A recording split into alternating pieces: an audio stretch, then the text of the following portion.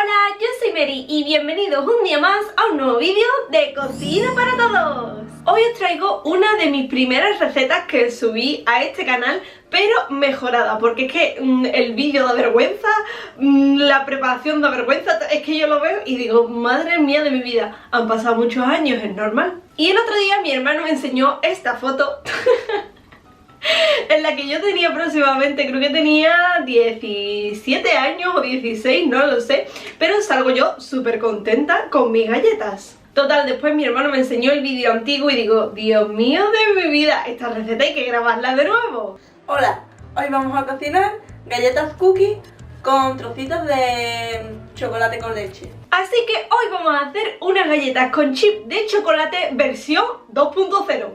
Los ingredientes son casi iguales, los he cambiado un poquito y el procedimiento sí que es bastante diferente. Salen buenísimas, os lo prometo, salen muy ricas, así que espero que os guste. Tengo por aquí 115 gramos de mantequilla sin sal, que está a temperatura ambiente. Y le voy a añadir 100 gramos de azúcar moreno y 75 gramos de azúcar blanca.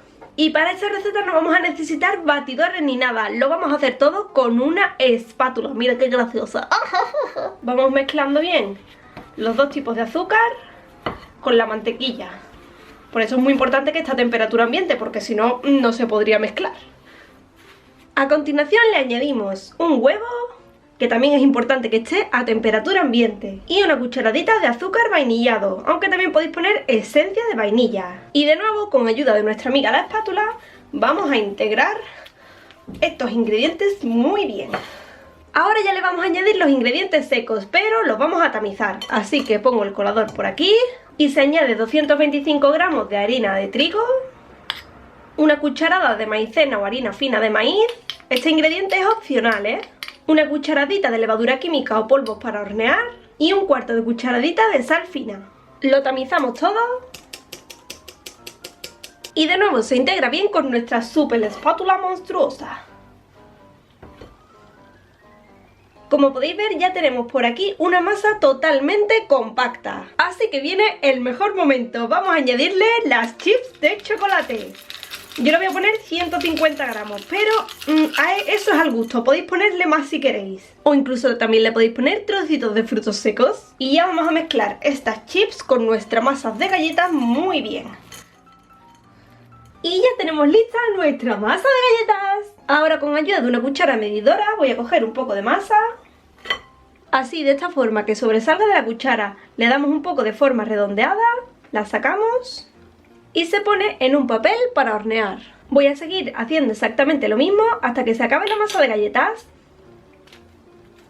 Como podéis ver, ya tenemos todas las bolitas listas y en total han salido 20. Ahora vamos a meter nuestras bolitas o bien una hora en el frigorífico o 10 minutos en el congelador. Esto hará que las bolitas se pongan frías y al meterlas en el horno no se desparramen del tirón, no se derritan y nos queden unas galletas súper finas. Nos queden unas galletitas gorditas, bien redonditas y súper bonitas. Así que vamos a esperar un poquito y ahora nos vemos. Una vez pasado el tiempo, cuando las bolitas ya estén frías, he puesto 12 de ellas en una bandeja de horno con un papel para hornear. Así que ya las vamos a meter en el horno precalentado con calor por arriba y por abajo a 180 grados Celsius.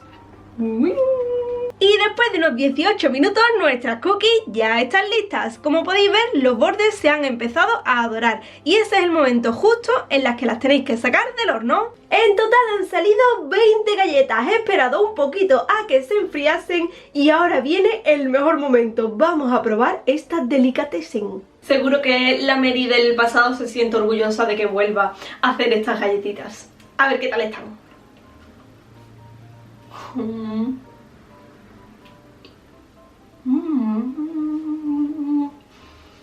Tal y como las recordaba, quedan riquísimas, súper blanditas por dentro, crujientes por fuera y un sabor entre mantequilla, trocitos de chocolate.